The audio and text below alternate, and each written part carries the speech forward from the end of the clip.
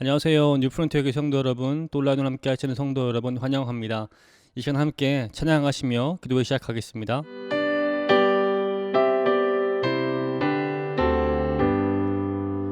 전능왕 오셔서 주 이름 찬송케 하옵소서. 영광과 권능의 성부여 오셔서 우리를 다스려 주옵소서. 강생한 성자여 오셔서 기도를 들으소서. 택하신 백성들 복 내려 주시고 거룩한 마음을 주옵소서.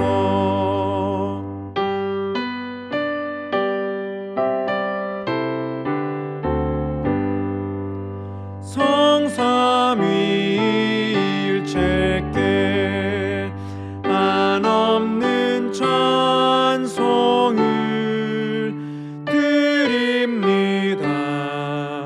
존귀한 주님을 영광 중배옵고 영원히 모시게 하옵소서.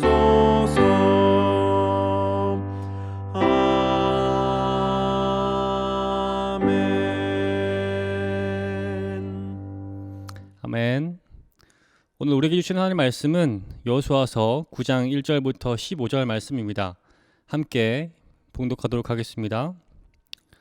요단강 서쪽의 야산과 평원지대와 지중해 연안에서 레바논에 이르는 곳에 사는 헷사람과 아모리 사람과 가나안 사람과 브리스 사람과 히위 사람과 여부스 사람의 모든 왕이 이 소식을 듣고 함께 모여서 여호수아와 이스라엘에 맞서서 싸우기로 뜻을 모았다.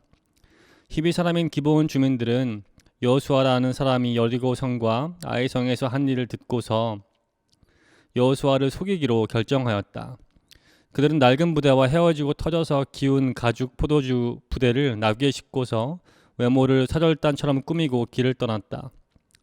발에는 낡아서 기운 신을 신고 몸에는 낡은 옷을 걸쳤으며 마르고 곰팡이 난 빵을 준비하였다.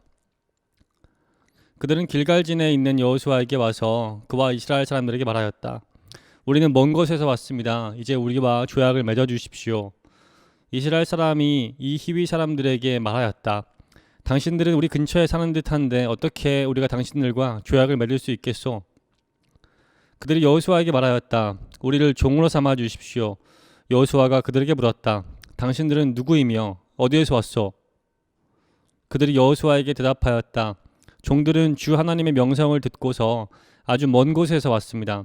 우리는 주님께서 이집트에서 하신 모든 일을 들었으며 또 주님께서 요단강 동쪽 아모리 사람의 두 왕 곧 헬스본 왕과 시온과 아스타로스에 있는 바산 왕 옥에게 하신 일을 모두 들었습니다. 그래서 우리 땅에 살고 있는 장로들과 모든 주민이 우리를 이리로 보냈습니다. 우리 기브온 주민은 종이 될 각오가 되어 있다는 것을 말씀드리고 우리와 평화 조약을 맺어 달라고 하는 부탁을 하려고 길에서 먹을 양식을 준비해 가지고 이렇게 왔습니다. 우리가 가져온 이 빵을 보십시오. 우리가 이리로 오려고 길을 떠나던 날 집에서 이 빵을 쌀 때만 하더라도 이 빵은 따뜻하였습니다. 그러나 보십시오. 지금은 말랐고 곰팡이가 났습니다. 우리가 포도주를 담은 이 가죽 부대에도 본래는 새 것이었습니다. 그런데 보십시오. 낡아서 찢어졌습니다. 우리의 옷과 신도 먼 길을 오는 동안 이렇게 낡아서 헤어졌습니다. 이스라엘 사람들은 어떻게 해야 할지를 주님께 묻지도 않은 채 그들이 가져온 양식을 넘겨받았다. 여호수아는 그들과 화친하여 그들을 살려준다는 조약을 맺고 회중의 지도자들은 그 조약을 지키기로 엄숙히 맹세하였다. 아멘. 오늘 함께 나누고 싶은 말씀의 제목은 하나님께 물으세요입니다.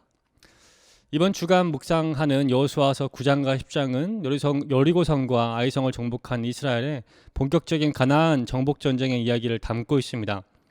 특별히 오늘 묵상하는 9장은 그 전쟁을 시작하기 전에 겪게 되었던 하나의 사건을 담고 있는데요. 그것은 바로 기브온 민족과 어쩔 수 없이 맺게 되었던 평화 조약이었습니다. 가나안 지역으로 진입하기 위해 겪어야 했던 전쟁들을 마친 이스라엘이 다음 전쟁을 준비하기 위해 하나님께 예배하며 재정비하고 있을 때 가나안 지역의 여러 민족들은 연합하여서 이스라엘에 대항할 준비를 하고 있었습니다. 그런데 그 민족들 중에서 3절에 나온 히위 사람이라 불렸던 기브온 족속은 연합군의 대열에 빠져나와서 이스라엘과 화친하려는 전략을 맺기 원했습니다. 그 이유는 여호수아가 여리고와 아이성에서 했던 전투를 보니 자신들이 도저히 다른 민족들과 연합한다고 해도 이길 수 없다는 것을 깨달았기 때문입니다. 이와 같은 결론은 기브온 민족이 다른 가나안 민족들과 같은 왕정 정치가 아닌 공화제 체제를 유지했기 때문에 가능했던 일인 것 같습니다. 11절을 보시면 왕이 아니라 장로와 주민들이 사절단을 보냈다는 것을 통해 알 수 있죠. 당시 고대 근동 지역의 왕들이 가지고 있었던 자존심과 고집으로 민족의 중대사를 결정하는 것이 아닌 모든 사람이 합리적으로 의논하여서 가나안 연합군으로부터 빠져나와 이스라엘과 화친하는 것을 고민했었고 그것이 곧 유일한 살 길이라는 것을 도출했던 것 같습니다. 게다가 여호수아 10장 2절을 보면 그들이 아이성의 사람들보다 크고 강한 민족으로서 결코 약한 민족이 아님을 또 알 수 있습니다. 이와 같은 배경에서 기브온 민족은 그들이 살 수 있는 길을 찾기 위해 이스라엘과 관련된 많은 정보를 수집했던 것 같고 심지어 모세 율법까지도 파악했던 것으로 보입니다. 왜냐하면 오늘 본문에서 그들이 보여주고 있는 평화 조약의 방법이 신명기에 나온 이스라엘이 화친할 수 있는 민족들의 조건에 부합하기 위해서 일부러 멀리서 건너온 나라처럼 행색을 꾸미고 있었기 때문입니다. 신명기 말씀에 의하면 이스라엘 사람들은 가나안 지역의 모든 족속들을 진멸해야 했습니다. 이유는 그들로 인해서 이스라엘이 하나님이 아닌 다른 신을 섬길 수 있었기 때문입니다.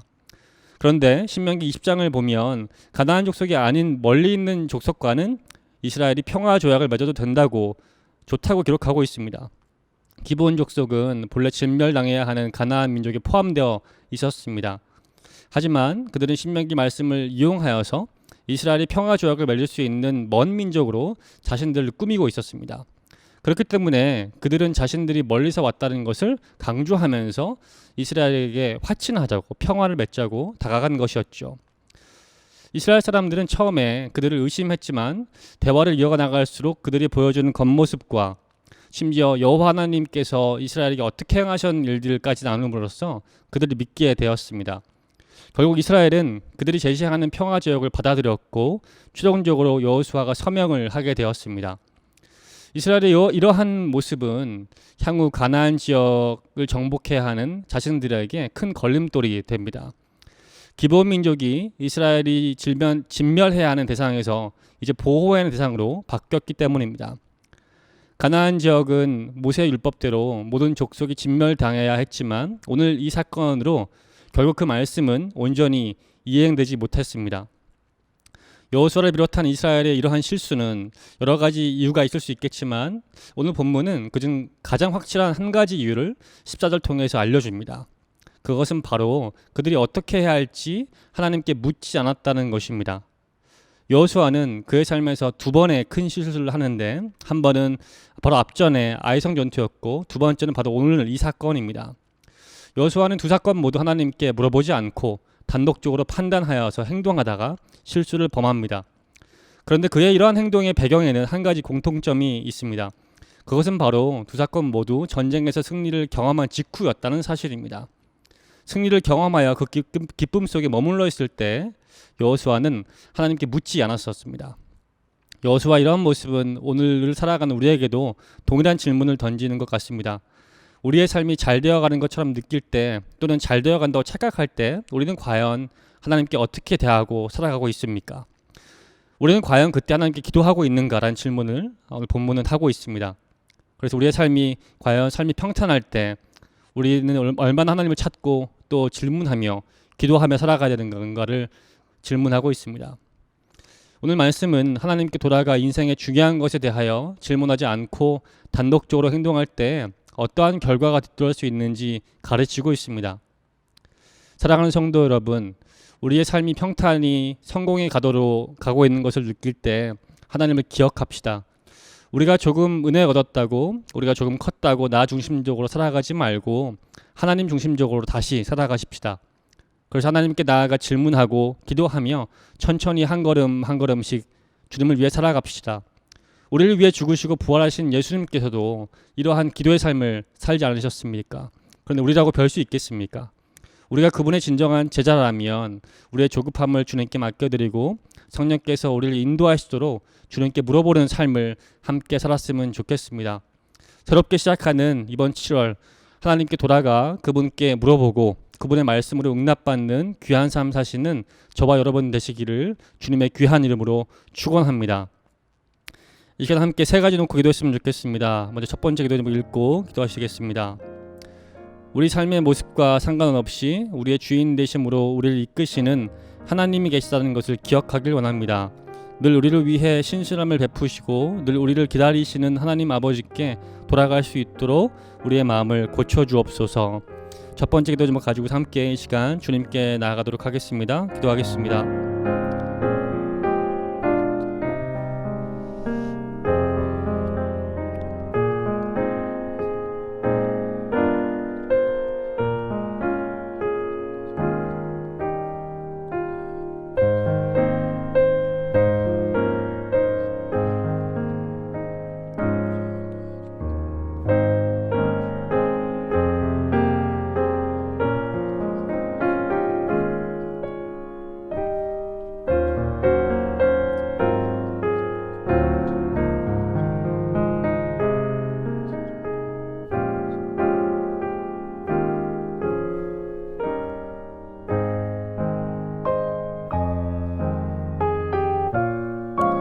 이어서 두 번째 기도 제목 읽고 함께 기도하겠습니다. 홀로 삶을 이루고 싶어하는 자기중심성을 내려놓기를 원합니다. 나 중심적인 삶으로 인생을 홀로 선택하는 것이 아니라 살아계신 하나님을 기억하며 하나님 중심적으로 인생을 순종하도록 성령께서 인도하여 주옵소서. 이 시간 자신의 자기중심성을 주님께 내어드리며 하나님께서 다시 나의 삶의 그 보좌에 주인에 앉아달라고 함께 또 기도하도록 하겠습니다. 기도하시겠습니다.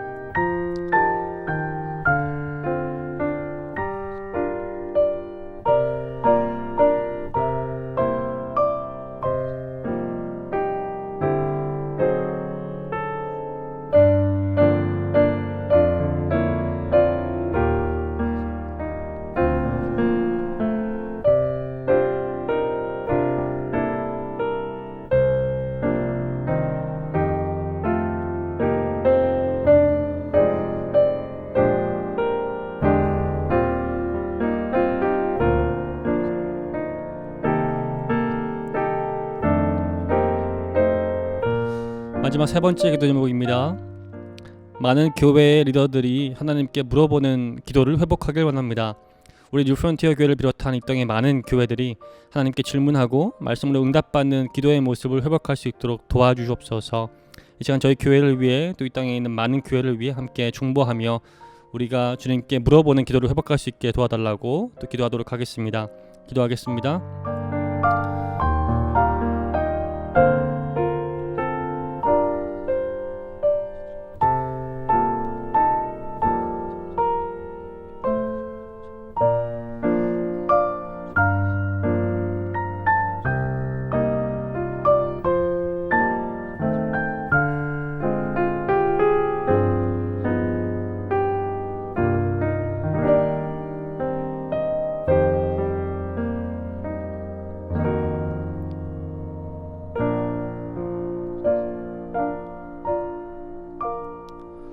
살아계신 하나님, 오늘 말씀을 통하여서 우리가 다시 돌아가야 될 것이 주님임을 확인했습니다.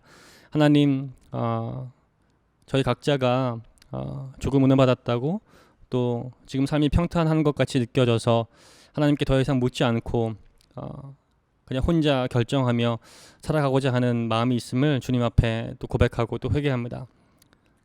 작은 것에도 신음에도 응답하시는 하나님이심을 저희 시간 다시 기억하오니 주님, 이 시간 각자 우리 마음 가운데 임하여 주옵소서. 더 깊게 내재하여 주셔서 우리가 주님께 다가가고 주님께 물어보고 주님께 확인받는 말씀으로 확인받는 삶으로 다시 변화시켜 주십시오. 우리의 마음을 성령께서 만져주셔서 성령께서 변화시켜 주심으로 저희가 그러한 삶 살 수 있도록 주께서 인도하여 주시기를 간절히 기도합니다. 저희 교회를 비롯한 이 땅의 많은 교회들이 오늘 보여준 이런 이스라엘의 삶과 같은 모습이 아니고 하나님께서 기뻐하시는 삶의 방향대로 순종하며 나아갈 수 있도록 주여 인도하여 주십시오. 새롭게 시작하는 이번 7월 동안 저희가 주님께 물어보고 주님의 말씀에서 응답을 구하며 찾는 삶 살 수 있도록 성령께서 인도해 주시기를 간절히 기도합니다. 그렇게 인도하실 주님을 찬양하며 모든 말씀 살아계신 예수님의 이름으로 기도했습니다. 아멘. 하늘 계신 우리 아버지여, 이름이 거룩히 여김 받으시오며 나라의 마옵시며 뜻이 하늘에서 이룬 것 같이 땅에서 이루어지리라. 오늘날 우리에게 일용할 양식을 주옵시고 우리가 우리에게 죄진 자를 사하여 준 것 같이 우리의 죄를 사하여 주옵시고 우리를 시험에 들게 하지 마옵시고 다만 악에서 구하옵소서. 대개 나라와 권세와 영광이 아버지께 영원히 있사옵나이다. 아멘. 네, 기도를 모두 마쳤습니다. 모두 더운 날 평안한 밤 보내시고 또 내일 기도회 때 뵙도록 하겠습니다. 감사합니다.